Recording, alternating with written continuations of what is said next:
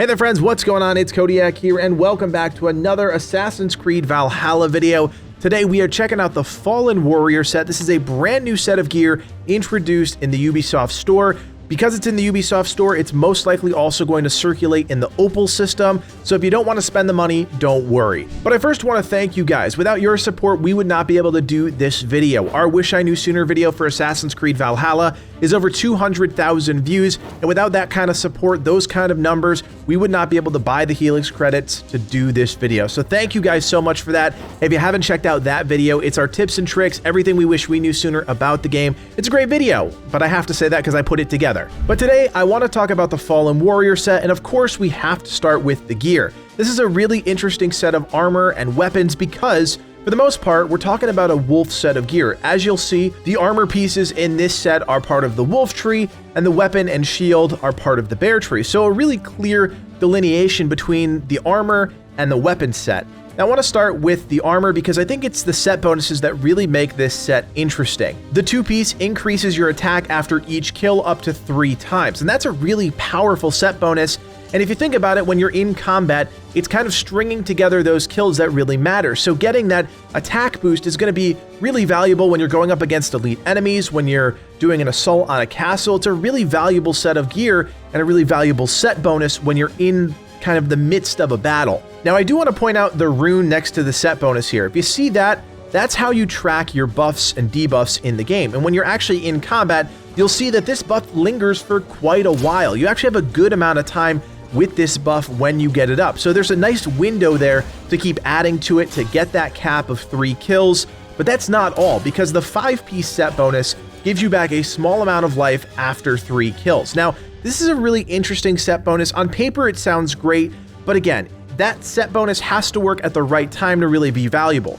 Yes, it's a way to keep you topped up, and I think that's really important, but overall, I think the 2-piece is what's really interesting. Giving you that increased attack is going to be more valuable than restoring a little bit of health after every 3 kills. If you think about it, that 5-piece set bonus doesn't really help you during boss fights or anything like that. It really only matters when you're in the thick of a battle, and that's really what this set is all about, aiding you in the midst of a big battle, and that is where I think it thrives. Now, if we move on down to the weapon and the shield, you'll see that we get the Dwarven Axe. This is a really cool 2-handed axe. It looks awesome, it looks dwarvish, and I mean, I'm a huge fan of Lord of the Rings and dwarves, so I think this is really cool. The set bonus here increases your speed after each kill up to 3 times, so that works really well with the 2-piece set bonus from the armor. So as you can see, there's speed, and you're also getting that attack, so this Dwarven Axe is perfectly crafted, as you would imagine, for this set of gear. If we swap over to the shield, Helgi Shield, this has an incredible effect. Of course, it works with the set of gear,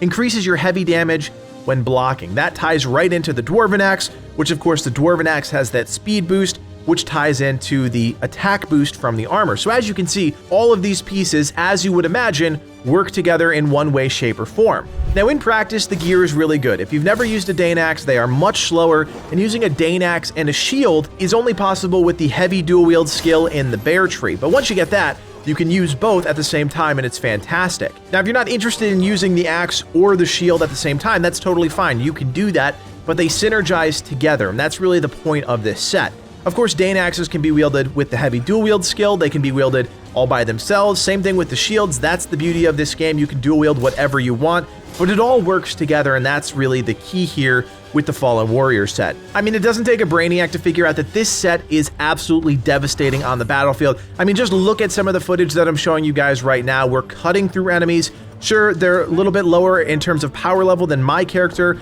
but we're still cutting through them like butter. That combination Dane Axe with a lot of punch and the shield giving us some protection is really interesting. So if you've never used the 2-handed axe as a one-hander and the shield combination, check it out. You may really like it. And again, you can check all of this out. You don't need to buy this outright. You can check all of this out with other weapons and items before you buy this set. I imagine this is going to go into circulation with the Opal traders, so if you do want to wait and you don't want to spend the money, that is completely fine. I understand. Again, I want to thank you guys for supporting us so that we could do this video, but that's not all. The Fallen Warrior pack actually has a couple more things in it, and of course, it's a new horse skin and a new raven skin. Now, the horse skin is really interesting. This whole set is called the Fallen Warrior set, and I really think they nailed it with the horse. The horse looks like it's been bloodied and bruised on the battlefield, It's got arrows sticking out of it, and it just looks really cool. Traveling across the landscapes of England, this thing looks like it's seen combat, and I think that's really interesting. The Raven, on the other hand, this is an interesting crossroads of mythical and battle-weary, and I think it's a really cool look. I don't know if it quite works, but it definitely falls in the theme of this set. You kind of get that Odin vibe from it with all of the markings on his back, but you also get that bloodied red aesthetic to the bird, and I think it works. It's not my favorite, but it's definitely cool, and it definitely fits the theme of the Fallen Warrior pack. I will say, guys, after using this set for a number of different raids and combat encounters, I think it's really interesting. I'm not a huge fan of Dane axes, but I'm just not that great with the heavy two-handers. I think it's really cool to see the heavy two-hander and the shield combination. Of course, you have to spec into that heavy dual-wield skill, but once you do, this set really clicks and it all kind of works together in a really interesting way. I hope they put this into circulation with the Opal vendor. I think it's going to be fantastic for players to get their hands on this, even if they just get one piece or two piece. It's really that two-piece set bonus that we care about, but I think it's a great set, and I think it's something that every player should have access to, whether they have the money to buy the Helix credits or not. So hopefully it gets introduced in the game. It is definitely worth checking out. And there you have it, friends, everything you need to know about the Fallen Warrior set in Assassin's Creed Valhalla. If you guys liked the video, hit that thumbs up button, and of course subscribe so you never miss another Legacy video in your feed. And as always, friends, my name is Codiak, and from everyone here at Legacy Gaming, thanks for watching, and play on.